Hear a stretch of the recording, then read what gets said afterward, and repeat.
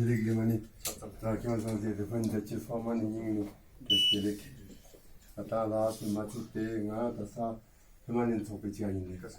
अभी अभी हाल में लद्दाख में हिल काउंसिल के चुनाव हुए हैं और हिल काउंसिल के चुनाव में भारतीय जनता पार्टी सत्ता में आई है। तो उनके सीईसी जो अभी चुनाव निर्विरोध चुने गए हैं हिल काउंसिल में, उनसे बातचीत करते हैं कि इस बार जो चुनाव हुए हैं उनको वो किस रूप में देखते हैं। पहली बार नमस्कार सुशील जी, सबसे पहले आपके चैनल के माध्यम से मैं लद्दाख और स्पेशली खास कर ले के उन सभी लोगों को धन्यवाद करना चाहूँगा जिन्होंने जो है इस इलेक्शन में जो है बीजेपी का साथ दिया है। तो बाकी मैं आपको ये कहना चाहता हूँ, देखिए ये इलेक्शन तो बहुत ही अहम इलेक्शन एक था, क्योंकि जो है ये पहला हिल काउंसिल का इलेक्शन है लद्दाख यूनियन टेरिटरी बनने के बाद। जी वैसे तो है तो ये छठा LHDC है, लेकिन यूटी के बाद जो है ये पहला काउंसिल है। तो उस हिसाब से ये बहुत ही महत्वपूर्ण एक इलेक्शन था। तो हमें लोगों ने मैंडेट देके दोबारा से बीजेपी को चुना है, क्योंकि लोगों का विश्वास जो है बीजेपी के साथ जुड़ा हुआ है। और जो विश्वास जिस हिसाब से हमें जो बहुमत मिला है वो वही झलकता है कि जो है लोगों का विश्वास अभी भी बीजेपी के प्रति बरकरार है। लेकिन कुछ चीज़ों पे जो है जो हमारा जो एक एक्सपेक्टेशन था कि हम थोड़ा सा सीटों को लेके हम थोड़ा सा हम ज़्यादा ही कुछ थोड़ा हमारा उम्मीद थोड़ा बड़ा था, लेकिन कुछ जगहों पे हम अपने गलतियों के कारण भी हमने जो है हमें नुकसान झेलना पड़ा है। तो बाकी और लार्जर कॉन्ट्रैक्ट्स में अगर देखा जाएगा तो जिस हिसाब से जो वोट शेयर जो हम अभी देखने को मिला है, तो हमारे वोट में ज़्यादा कटौती नहीं हुआ है। तो बाकी यही है, लोगों का मैंडेट दिया है, लोगों का विश्वास, लोगों का प्यार अभी भी जो है बीजेपी के ऊपर बरकरार है। सबसे पहले हम बात करते हैं आपके परिवार के बारे में। आपके परिवार में कितने लोग हैं, कौन कौन है? सुशील जी, देखिए अभी वैसे तो मेरा परिवार तो काफ़ी बड़ा है। वैसे भी लद्दाख में जो है पूरा लोगों का जो परिवार के जो रिश्तेदारी, ये सारा क्लोज कजन्स में तो काफ़ी बड़ा होता है। लेकिन अभी इमीडिएट मेरे फैमिली की बात करूँ तो मेरे माता जी हैं, मेरे पिताजी जो कि एक पद्मश्री अवार्डी था, वो 2011 में गुजर गए हैं। तो अब अभी मैं अपने माता जी के साथ रहता हूँ और मेरा वाइफ है, मेरा एक छोटी सी बच्ची है, मेरे ब्रदर है, मेरे सिस्टर है, मेरे सिस्टर्स के ब्रदर इन लॉज और उनके फैमिलीज़, लेकिन वो साथ में तो नहीं बैठते हैं, but they are more like my family member. मेरे अपने घर के क्लोज के करीबों के बारे में बता रहा हूँ। मेरे भाई के वाइफ है और उनके 2 छोटे छोटे बच्चे हैं। इस चुनाव में परिवार का कितनी मदद मिली आपको, इस राजनीतिक जो सफर है आपका सीईसी बनने तक का? जी देखिए, परिवार का तो देखिए हमेशा सहयोग रहता है। कोई भी चीज़ जब आप करने को निकलते हैं, उसमें जब तक आपका परिवार का सहयोग नहीं होगा, उनका प्यार नहीं होगा, उनका आशीर्वाद नहीं होगा, तो आप ज़िंदगी में आगे नहीं बढ़ सकता है। तो ऐसी तरह जो है मेरे परिवार भी जो है इस बार मेरे इलेक्शन में खड़े थे। मेरी छोटी बच्ची है, मैं आपको बता रहा हूँ अभी 4 ही महीना हुआ है उसका। लेकिन इलेक्शन के लिए जो है मुझे उनको भी छोड़ के जो है बिल्कुल अपने कॉन्स्टिट्यूशन मैदान में जाना पड़ा। तो हफ्ते हफ्ते के लिए मैं घर नहीं पहुंचता था, लेकिन कोई शिकायत उन्होंने नहीं किया, क्योंकि पता है मेरे वाइफ को भी जो है कभी कभी रात रात को जगना पड़ता है, छोटा बच्चा है तो जाहिर सी बात होता है। तो इन मुश्किल उस हालात में भी मैं उनका उतना साथ नहीं दे पाया, लेकिन उन्होंने कभी कोई कंप्लेन नहीं किया। लेकिन उनका हमेशा से उनका यही कहना था कि आप अच्छा करें और फील्ड में रहे, लोगों के साथ अच्छा करें और जो लोगों की उम्मीद पे खड़ा उतरने का पूरा कोशिश करें। तो उनका प्यार और आशीर्वाद हमेशा मेरे सर के ऊपर। इस समय आपके पास दो जिम्मेदारी है, एक तो आप जनरल सेक्रेटरी हैं पूरे लद्दाख के, दूसरा आप अब सीईसी का पद बहुत इम्पोर्टेंट पद है। तो दोनों में कैसे, पार्टी में और इसमें दोनों में कैसे तालमेल आप? देखिए अभी ये है, मैं अभी स्टेट जनरल सेक्रेटरी भी हूँ। आप अभी रिसेंटली हाल ही में मैं सीएसी के पद पे चुना गया हूँ। लेकिन अभी देखिए अभी तक जो भी आप पार्टी आगे के दिनों में जो भी डिसीजन ले ले, लेकिन मेरे लिए दोनों चीज़ों को संभालना थोड़ा सा मुश्किल भी हो सकता है। लेकिन अगर पार्टी चाहेगा तो अगर वो दोनों पद को हम बखूबी से निभाएंगे, लेकिन मेरा खुद का पर्सनल ओपिनियन है जो है, जो संगठन का जो है आप, क्योंकि मुझे संगठन के और से कोई दूसरा जिम्मेवारी मुझे दिया गया है जो काउंसिल का, जो एक लार्जर एक कॉन्टेक्स्ट में है, लेके पूरे लोगों का मुझे मदद करना है। वो पार्टी ने मुझे जो जिम्मेवारी दिया है, तो बाकी संगठन का काम अगर पार्टी समझता है कि मुझे ही करना चाहिए तो मैं वो भी साथ साथ में निभाऊंगा, लेकिन जहाँ लगता है संगठन को कि अगर ये जस्टिस नहीं हो पाएगा तो वो जो भी निर्णय आके लेंगे संगठन वो लेंगे। बाकी फ़िलहाल जो है, जो सीएसी का जो पद मुझे संगठन ने जो एक विश्वास के साथ मुझे जो सौंपा है, मैं उस पर खड़ा उतरने का पूरा कोशिश करूँगा। और जो लोगों का जो एक बीजेपी के प्रति एक वो विश्वास रखा है इस नए यूटी में, जो नए लद्दाख को में जो है ये नया हिल काउंसिल को किस तरह से चलाना है, लोगों का क्या किस तरह से खिदमत करना है, तो वो विश्वास पे मैं खरा उतरने का पूरा कोशिश करूँगा। बाकी नया 5 साल में जो है मैं यही आपको आश्वासन देता हूँ कि एक अच्छा हिल काउंसिल जो है हम लद्दाख के लोगों को देंगे। भारतीय जनता पार्टी में अभी आपको 8-10 महीने हुए हैं, उससे पर वो राजनीतिक अनुभव आपको बहुत है, तो इतने छोटे समय में सीईसी की कुर्सी तक पहुंचना कैसा आपको लगा? देखिए वैसे तो उतना कम समय भी नहीं दिया मैंने अपने पॉलिटिकल करियर में। मेरा 12-13 साल का मैंने एक्टिवली जो है मैंने अपना हाँ, सियासत में अनुभव दिया आपका है। राजनीतिक हाँ, बहुत है। बाकी मेरा जो है मैं आपको ये भी बताना चाहता हूँ, मेरा पहला भी जो है मेरा बीजेपी के साथ मेरा एक कनेक्शन बहुत पहले रहा है। 96 की बात जब हम करूँगा, तो जब मैं छोटा था, लेकिन मैं बीजेपी के युवा मोर्चा में मैं था। यहाँ पे मैडम पल्जेस के इलेक्शन में मैंने काफ़ी काम किया था। लेकिन 2002 में जब यहाँ पे सारे पॉलिटिकल पार्टी डिसबैंड हो गया था, डिसकंटिन्यू हो गया था, तो उसके बाद से जो है कुछ और चीज़ों में लग गया। फिर उसके बाद 2008 में मैंने पीडीपी ज्वाइन किया था। तो उसके बाद जो है अभी 2020 तक मेरा काफ़ी पॉलिटिकल एक्टिवली एक मेरा पॉलिटिकल जर्नी रहा है। तो 2000 यूटी मिलने से पहले मैंने जब बीजेपी ज्वाइन किया था, तो मैं member of parliament Shri Jamyang Singh Namgyal का एक election agent, chief election agent में ही था। तो मैंने पूरा उनके लिए अच्छी तरह से काम किया। और जब मैंने ज्वाइन भी किया था तो यही था कि लद्दाख को यूनियन टेरिटरी अगर कोई दे सकता है तो बीजेपी दे सकता है। तो बाकी मेरा यही है कि मेरे इन सारे एक्सपीरियंस को देख के और मेरे जो काम करने का जो तरीका और जो काम करने का जो एक मेरा एक कंट्रीब्यूशन पार्टी और लोगों के प्रति रहा है, उन सभी को मद्देनज़र रख के हमारे पार्टी के चाहे वो सेंट्रल लीडरशिप हो और हमारे जो स्टेट के जो प्रेसिडेंट हमारे जमयान सिंह नमग्याल है, उन सभी का मेरे प्रति एक विश्वास था। और उन्होंने और पार्टी के बाकी तमाम वर्कर्स जो संगठन के साथ जो जुड़े हैं, उन सभी का एक विश्वास यही था कि मुझे इस बात पे जाना चाहिए। तो क्योंकि जो है उनका लगना था कि मैं इस पोस्ट के लिए डिज़र्विंग एक कैंडिडेट है। और क्योंकि जिम्मेवारी बहुत बड़ा है, तो उन सब का यही विश्वास था कि मैं इस पोस्ट पे बैठ के इस काउंसिल को अच्छी तरह से चलाऊं। इस बार जो है चुनाव में वायदे बहुत हुए, विपक्ष ने भी किए, आप लोगों ने भी किए, डेवलपमेंट की बात हुई। सबसे पहला काम जो आपको अब मिलेगा, कौन सा काम आप पहले प्रायोरिटी में पहला काम करेंगे? देखिए मेरा ऐसा है, देखिए हमारा, मैं एज ए चेयरमैन इस छठी काउंसिल का, तो 5 साल का जो मेरा एक गोल रहेगा, उसमें जो मेरा टॉप प्रायोरिटी पे जो है इमीडिएट जो चीज़ें मुझे करना है, वो मेरा जो है बेसिक जो एसेंशियल नीड्स है लोगों का। जो ये डिस्ट्रिक्ट की बात करेंगे, अगर आप दूर दराज जगहों पे जब आप जाते हैं तो वहाँ पे लोगों को अभी जो है पीने का साफ़ पानी अवेलेबल नहीं है, मोटरेबल रोड का एक्सेसिबिलिटी नहीं है, आपका मोबाइल टेलीकम्युनिकेशन का कोई वहाँ पे सुविधा नहीं है, आपका हेल्थ सिस्टम बिल्कुल गाँवों में जो है बुरे हाल में है। तो और आपका इलेक्ट्रिसिटी की बात करेंगे, वो लोगों तक अब 21st सेंचुरी में ये सारी चीज़ें अगर लोगों को प्रति अवेलेबल नहीं है, तो सबसे ज़्यादा जाहिर सी यही बात है कि मेरा कोशिश होना चाहिए कि पहले सबसे पहले वो चीज़ें ठीक करें। उसके बाद विजन डॉक्यूमेंट में जो जो भी चीज़ें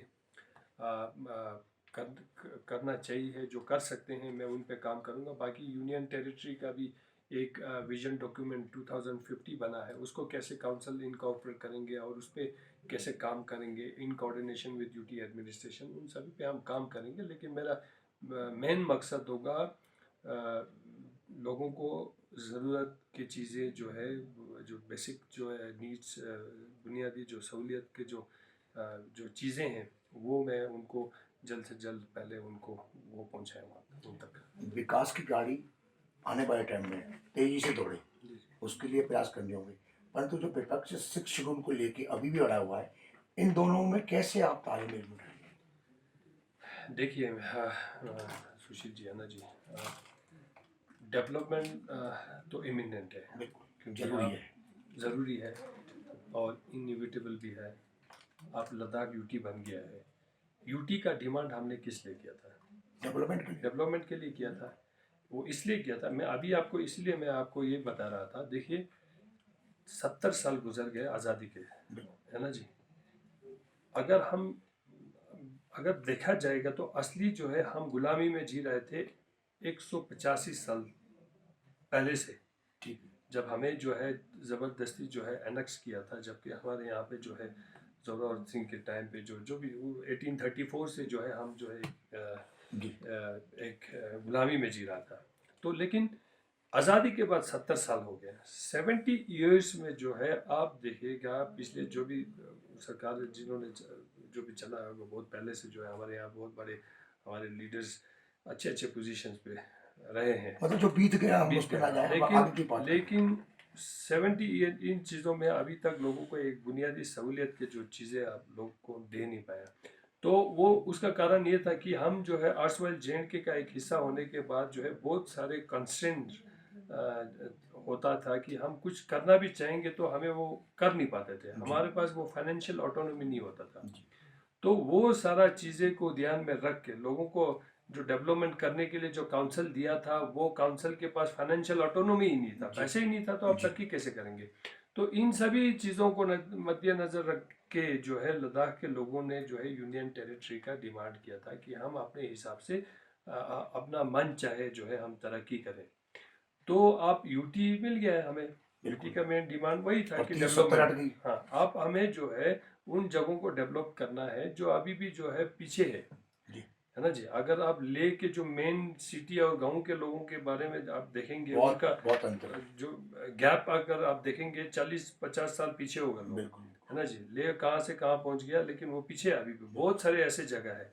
तो उन सबको अभी आगे लाना है। बाकी आप देखिए पॉलिटिकल इश्यूज है, हाँ, बहुत सारे एप्रीहेंशन है इस यूटी में।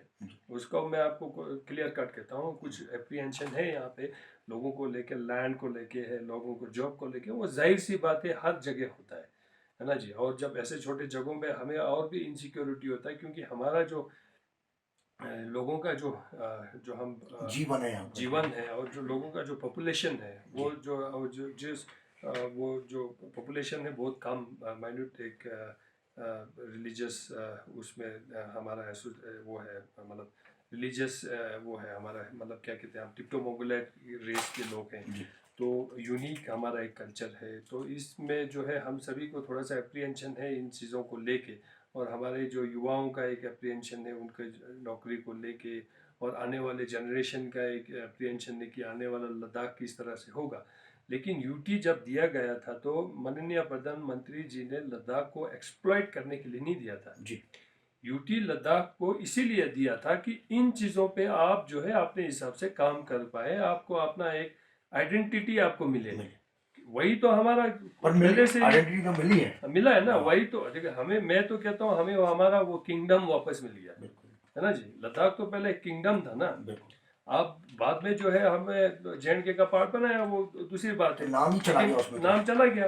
हम क्या था, एक डिस्ट्रिक्ट था, अब हम एक यूटी बन गया है। तो जब सेंट्रल गवर्नमेंट ने जब यूटी दिया था तो लद्दाख के लोगों को एक्सप्लॉइट करने के लिए नहीं दिया था ना। लद्दाख का लोगों का एस्पिरेशंस को फुलफिल किया था, जो गुलामी से निकल के आपको जो है आज़ादी दे दिया, है ना। तो अब जब ये सारा चीज दिया है तो बाकी जो छोटे छोटे चीजें हैं उन पे लोगों को इतना घबराने की जरूरत नहीं है, भरोसा करना चाहिए। देखिए सब कुछ देखिए, और ये यूटी जो है अभी बन के भी कितना हो गया आपको, है ना जी। लद्दाख का जो यूटी जो है वो हमने स्क्रैच से शुरू किया ना, जमीन से। यहाँ तो कोई सेटअप नहीं था ना, एक डिस्ट्रिक्ट सेटअप था ना, तो उसमें टाइम भी लगता, उसमें तो टाइम लगता है ना। आप यहाँ पे कुछ पॉलिटिकल लीडर्स जो है कुछ नैरेटिव लोगों में डर पैदा कर रहा है, मेरे ख्याल से वो गलत कर रहा है ना जी। वो एक न एक दिन आपको वो कर्ज करेगा, है ना जी। आप कब तक लोगों को बेवकूफ़ बनाएंगे? तो ये इस तरह से काम नहीं चलेगा।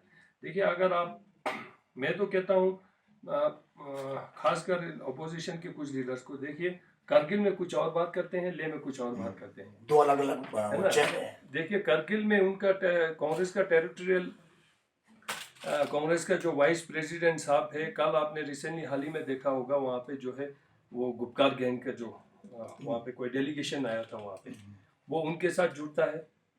लद्दाख का जो आर्टिकल 370 का रिस्टोरेशन का बात करता है।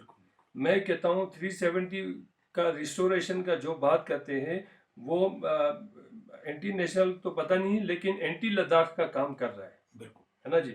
हमारे जो आज का दिन है जो 4 नवंबर जो है, हमारे जो बकुला रिम्पोछे जी का आज का जो है उनका वो आज के दिन वो नहीं रहे थे, है ना जी। तो उनका आज डेथ एनिवर्सरी है। बकुला रिम्पोछे का जो मूवमेंट था वो जो है लद्दाख को यूनियन टेरिटरी देने का मूवमेंट उन्होंने ही स्टार्ट किया था, और उन्होंने कहा था कि 370 हटाए बिना ये काम नहीं हो सकता है, और उन्होंने संघर्ष किया था कि 370 को हटाए, और मोदी जी ने करके जो है मोदी जी ने करके दिखाया ना जी। हमारा सपना पूरा हो गया। आज कुछ लोग जो है एंटी लद्दाखी काम कर रहे हैं, और हमारे यहाँ पे जो है कांग्रेस के लोग चुप बैठे हैं। तो मुझे पता नहीं लग रहा है वो एंटी लद्दाख का काम क्यों करना चाह रहा है, वो क्या नेक्सस है, मुझे ये भी समझ में नहीं आ रहा है। इसके पीछे एक क्वेश्चन मार्क आता है जब आप अपने लोगों का जो एक एस्पिरेशन जो मीटअप हुआ है उसके खिलाफ आप काम करता है, तो एक क्वेश्चन मार्क एक होता है ना जी। तो मैं ये कहता हूँ इस तरह से जो है एक नैरेटिव चलाने से, लोगों को बेवकूफ़ बनाने से काम नहीं चलेगा।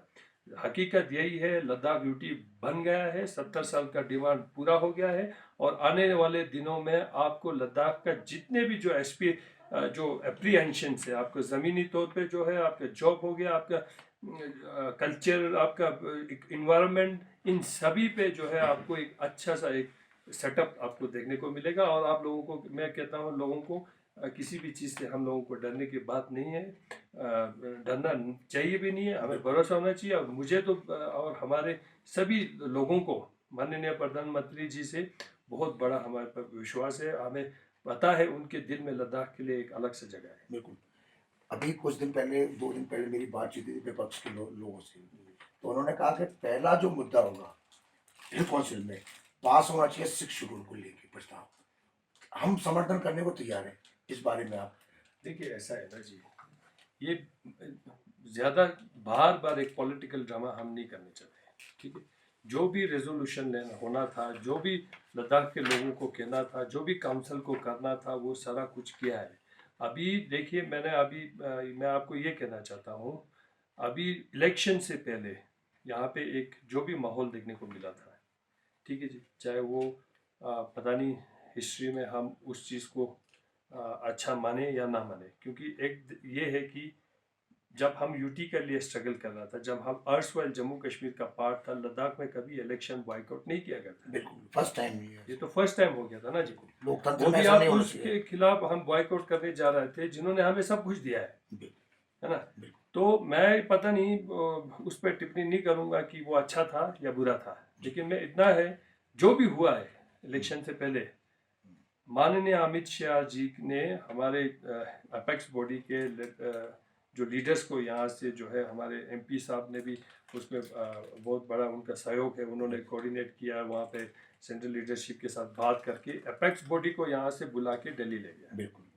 दिल्ली ले जाने के बाद अपेक्स बॉडी और उनके बीच में एक चर्चा हुआ है ना जी, बातचीत हुआ। उस पे जो है हमारे स्क्याब्जे कुशोक बकुला जी, सॉरी स्क्याब्जे ठिक्से रिम्पोछे जी लीड कर रहे थे उसको। तो जब वहाँ पे जो चर्चा हुआ, उस चर्चे में बहुत सारे चीज़ें सामने आया जी, और लद्दाख के इंटरेस्ट को रख के ही सामने आया। लद्दाख के प्रति जो लद्दाख का जो लोग चाहते थे, उसी हिसाब से अमित शाह जी ने वहाँ पे, माननीय अमित शाह जी ने वहाँ पे बात किया उनके साथ। और आफ्टर बहुत बड़ा डिलिब्रेशन करने के बाद जो है फाइनली ये अंडरस्टैंड हो गया कि अपेक्स बॉडी वापस ले आएंगे, और ले में जाके इलेक्शन के बाद जो है, कुछ समय के बाद सभी लोगों के साथ चर्चा करने के बाद दोबारा से इन चीज़ों पे काम करेंगे। और लेकिन उनको पूरा एक आश्वासन दिया वहाँ पे की जो है आप लोगों का जो है जितने भी जो अप्रीहेंशन है वो पूरा फुलफिल करेंगे। तो जब वो लोग जब वहाँ अपेक्स बॉडी ले जब वापस आए थे तो हम कुछ लोग जो है एयरपोर्ट पे उनके रिसेप्शन के लिए भी गए थे, क्योंकि उस टाइम पे हमारे उनके साथ जो है हमारे एमओएस होम जे किशन रेड्डी जी भी साथ में थे, उनके साथ और भी कुछ हमारे पॉलिटिकल लीडर्स थे। तो जब वो आए तो यहाँ पे हमारा एयरपोर्ट पे उनके साथ बात हुआ तो उन्होंने अपना संतुष्टि दिखाया, जो अपेक्स बॉडी वालों ने बोला कि हमें कोई उतना परेशानी होने वाली बात नहीं है। हमारा सारा विस्तार में बातचीत हुआ है, अमित शाह जी ने उनको पूरा आश्वासन दिया है कि आने वाले दिनों में जो है लद्दाख का जो लोग जो चाहते हैं उस हिसाब से जो है लद्दाख के यहाँ पे कॉन्स्टिट्यूशनल सेफगार्ड आपको दिया जाएगा जो लद्दाखी लोग चाहते हैं, है ना जी। तो उस पे पूरा आश्वासन है। जब वो सारा बातचीत हो गया, ऑलरेडी एक टेबल पे बात हो गया आपका, एक आपके बीच में एक एग्रीमेंट हो गया, जब आप लोग ने वहाँ पे बात किया उस पर भरोसा करना तो चाहिए। उस पे भरोसा करना चाहिए ना। तो बार बार फिर उसके ऊपर जो है आप चुनाव खत्म होते चुनाव खत्म करते ये चीजें करना, मैं कहता हूँ अभी उनको समय देना चाहिए। बिल्कुल। जिस हिसाब से बात हुआ है उसको समय देके अभी एक डायलॉग इनिशिएट हो गया है तो उस पर बात करेंगे, उस पर विश्वास रखना चाहिए। अगर जब उसके बाद जो है उस पर जो है कुछ चीज़ें कार्रवाई नहीं होता है तो उसके बाद हम देखेंगे नेक्स्ट कोर्स हमारा क्या होना चाहिए। तो बाकी इस तरह से जो अननेसेसरीली जो अपोजिशन वाले सीन क्रिएट करना चाहता है ना जी, मुझे नहीं लगता है वो लद्दाख के इंटरेस्ट में है जी। अभी जो चुनाव जो हुए इसमें मेंबर ऑफ पार्लियामेंट अपने जमवेल जी थे, आपने वायदे किए, राष्ट्रीय नेता भी आए, मंत्री जी आए, उन्होंने काफी वायदे किए होंगे। जितने वायदे हम 5 साल में पूरा कर पाएंगे? देखिए तो और 5 साल हमें चाहिए। देखिए जब आपके पास अगर पॉलिटिकल विल होगा तो आप कुछ भी कर सकते हैं जी। लेकिन और स्पेशली खासकर इस यूनियन टेरिटरी में जब आपके पास पॉलिटिकल विल होगा आप कर सकते हैं। पहले तो पॉलिटिकल विल होता था लेकिन आपके पास बाकी सपोर्ट नहीं होता था, फाइनेंशियल था ही नहीं, तो आप कुछ कर नहीं पाते हैं। अभी हमारे पास फाइनेंशियल ऑटोनॉमी है, हमारे पास भारत सरकार ने इतने ज़्यादा पैसे दिए हैं हमारे लोगों को, लद्दाख के लोग तरक्की के रास्ते पे जाए, तो वो उस इच्छा के साथ उन्होंने हमें इतना पैसा दिया है। तो अब हमारे पास पॉलिटिकल विल है, हमारे काउंसिल सक्षम है, हमारे एमपी साहब एनर्जेटिक डायनामिक है। तो हम सब मिल के हमारे पार्टी के लोगों को भी साथ लेके और लद्दाख के लोगों को भी साथ लेके हम इस 5 सालों में जो है ये जो नया लद्दाख बनाने का जो जिम्मेवारी हमें मिला है वो हम बाखूबी से निभाने का पूरा कोशिश करेंगे। इस दिशा में शिक्षा है, स्वास्थ्य है, कृषि है, पानी है, सड़क है, बिजली, 1 साल में इसमें कुछ आगे तरक्की हुई? बहुत सारे जगहों पे इम्प्रूवमेंट हुआ है, बहुत सारे जगहों पे अभी इम्प्रूवमेंट करना है। लाइट की बात अगर मैं करूँगा तो ऐसे बहुत सारे रिमोट जगह है जहाँ पे अभी तक लाइट नहीं पहुँचा था, लेकिन वहाँ पे भी लाइट पहुँचा है। मैं अपना कॉन्स्टिट्यूंसी की बात करूँ तो वहाँ हमारा जो फोतोक्सर इलाका है, लिंशेत इलाका है और बहुत सारे ऐसे जगह हैं, उन सभी पे भी लाइट ऑलमोस्ट फोतोक्सर तक तो पहुँच चुका है। इसी तरह बहुत सारे जगह गाँव है जो दूर दराज के गाँव जहाँ लाइट नहीं होता था वो सब भी इलेक्ट्रीफाइड हो गया। पीने का पानी के लिए बहुत सारे अरेंजमेंट हुआ है। अभी जल जीवन मिशन जल जीवन में जो है आने वाले दिनों में बहुत सारे प्रोजेक्ट्स आपको देखने को मिला है। सर्वे ऑलरेडी हो गया है, चाहे वो रूरल हो चाहे अर्बन हो, हर जगह जो है वो एक सर्वे हो गया है आने वाले दिनों में। क्योंकि इस बार जो है अनफॉर्चुनेट थोड़ा ये रहा कि कोविड के पैंडेमिक में जो है यहाँ पे कुछ ज़्यादा काम हो नहीं पाया। यहाँ वैसे भी सीजन शॉर्ट होता है तो उसमें जो है कोविड से जो है यहाँ पे लेबर जो है हमारा कंपोनेंट जो है वो ज़्यादातर बाहर से आते हैं, तो इस बार लेबर आ नहीं पाए तो ज़्यादातर यहाँ पे काम नहीं हुआ है। अब तो विंटर अप्रोच है, विंटर में वैसे भी जो है इस तरह के बहुत ज़्यादा मेजर काम कर नहीं पाते हैं। लेकिन आने वाले दिनों में मैं आपको यही बताता हूँ कि इन सभी चीज़ों पे अच्छी तरह से काम हो रहा है, सब सर्वे हो रहा है। चिकित्सा जो हेल्थ रिलेटेड जो इश्यूज है बहुत सारे दूर दराज जगहों पे जो है अभी आज ही मैंने अभी सुबह जो है मेरा ये विंटर स्टॉकिंग पे मेरा एक रिव्यू मीटिंग था जिसमें हेल्थ सेक्टर भी एक हमारा एक कंपोनेंट था, उनसे भी हमने रिव्यू मीटिंग लिया। कोविड का प्रिपेयर्डनेस हो, दवाई का हो या जो भी और भी ज़रूरत है, ऑक्सीजन का हो, इन सभी पे हमने उनके साथ एक रिव्यू मीटिंग लिया है। तो मुझे जो फीडबैक मुझे मिला है उनसे जो है मुझे लगता है सारा कुछ हमारे यहाँ पे अभी ठीक चल रहा है। तो बाकी एजुकेशन फील्ड में भी आपने देखा होगा बहुत सारे इम्प्रूवमेंट हुआ है, यहाँ पे यूनिवर्सिटी सेंक्शन हो गया है। तो आने वाले दिनों में जो है आपको जो है ये लद्दाख, हम चाहते हैं लद्दाख एक मॉडल बने जो हिंदुस्तान में बिल्कुल। बाकी राज्यों से में जो है एक क्योंकि मॉडल अब नक्शे में जब आई गया जी। लद्दाख, हाँ तो वो अलग दिखना भी चाहिए। बिल्कुल। और बाकी जो जिस हिसाब से जो माननीय प्रधानमंत्री जी चाहते हैं लद्दाख एक कार्बन न्यूट्रल फ्री जगह बने, तो जैसे भूटान बना हुआ है उसकी तरह, तो हम भी चाहते हैं यहाँ पे लद्दाख एक मॉडल एक बने, कार्बन न्यूट्रल जगह बने, और यहाँ पे जो भी चीज़ हो एक लोग उस चीज़ को देखने के लिए आए। तो ये हमारा कोशिश रहेगा, बाकी सब कुछ ठीक चल रहा है। टूरिज्म के दृष्टि से ये इसको और क्या करने की जरूरत है? देखिए टूरिज़्म का ये है, अभी तो आपको पता है कि वैसे भी लद्दाख टूरिज़्म में एक हॉट डेस्टिनेशन है बिल्कुल। हिंदुस्तान में। तो लेकिन अब क्या है, इस बार कोविड के कारण जो है टूरिज़्म को तो उतना एक्सप्लोर इस बार नहीं मिला है, क्योंकि जाहिर सी बात है वो खाली ले अकेला ऐसा जगह नहीं है, पूरा सब देश जगह के- पूरा देश में जो है यही माहौल है। अभी रिसेंटली जो है जब कोविड में थोड़ा सा जो एसओपी में थोड़ा चेंजेस आया था, उसके कारण जो है कुछ टूरिस्ट हमने यहाँ पे आया है हमारे यहाँ पे, लेकिन वो बड़ा थीन अटेंडेंस था। लेकिन आने वाले दिनों में अब सब कुछ तो मेजर फैक्टर जो है कोविड पे डिपेंड करता है किस तरह से माहौल रहेगा और जो एसओपीज आने वाले दिनों में आएगा।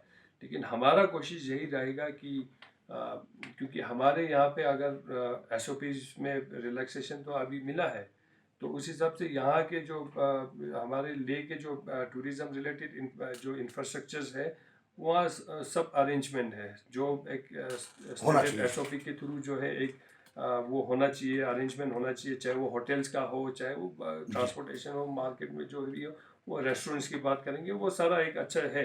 लेकिन आने वाले दिनों में हम जो है चाहेंगे कि अच्छी तरह टूरिज़्म रूरल टूरिज़्म पे हम ज़्यादा स्ट्रेस देंगे। हम अगर सब कुछ ठीक रहा तो रूरल टूरिज़्म को हम बढ़ावा देना चाहते हैं, क्योंकि रूरल में इकोनॉमी को अपलिफ्ट करना बहुत ज़रूरी है। एक ब्रीफ एक मीटिंग कमिश्नर सेक्रेटरी टूरिज़्म के साथ भी हुआ है, तो हम अभी आगे चर्चा करेंगे कि किस तरह से लद्दाख ले खास करके, क्योंकि मेरा डिस्ट्रिक्ट में ले का LHDC ले का चेयरमैन हूँ, तो ले की जो रूरल जो जगह है वहाँ तक जो है टूरिज़्म के थ्रू इकोनॉमी कैसे पहुँचाया जाए, उन पे हम काम करेंगे। आपने सपनों में सोचा था कि CEC बने? सपनों में तो नहीं सोचा, लेकिन हकीकत में सोचा था कि कहीं ना कहीं एक दिन CSC बनने का मौका मिल सकता है, क्योंकि मैं यही चाहता था कि अगर मैं उस कुर्सी पे पहुंचूं, तो मैं अंदर से जो मुझे जो मेरा एक जो इच्छा था लोगों को मदद करने का, लोगों के लिए काम करने का, इस लद्दाख में कुछ कंट्रीब्यूट करने का, वो इच्छा हमेशा से था, का मौका मिला है। इसका श्रेय किसको देते हैं? इसका श्रेय तो मैं सबसे पहले ऊपर वाले को देता हूँ, फिर अपने पार्टी सेंट्रल लीडरशिप और हमारे स्टेट की लीडरशिप और मेरे फैमिली, उन सभी, और मेरे खासकर मेरे कॉन्स्टिट्यूंसी के लोगों को जिन्होंने मुझे चुन के भेजा है, तो उन सभी का श्रेय जाता है। तो मैं उन सभी का बहुत बहुत आभारी हूँ। ये फोकस न्यूज़ पे आपका CEC बनने के बाद में मेरे ख्याल में पहला इंटरव्यू होगा, तो आपका बहुत बहुत धन्यवाद। उम्मीद करते हैं कि हिल काउंसिल जिसके आप प्रधान हैं बहुत अच्छी तरह चले, विकास की गाड़ी लद्दाख में तेजी दौड़े। इसी उम्मीद के साथ हम आपका बहुत बहुत धन्यवाद करते हैं। Thank you.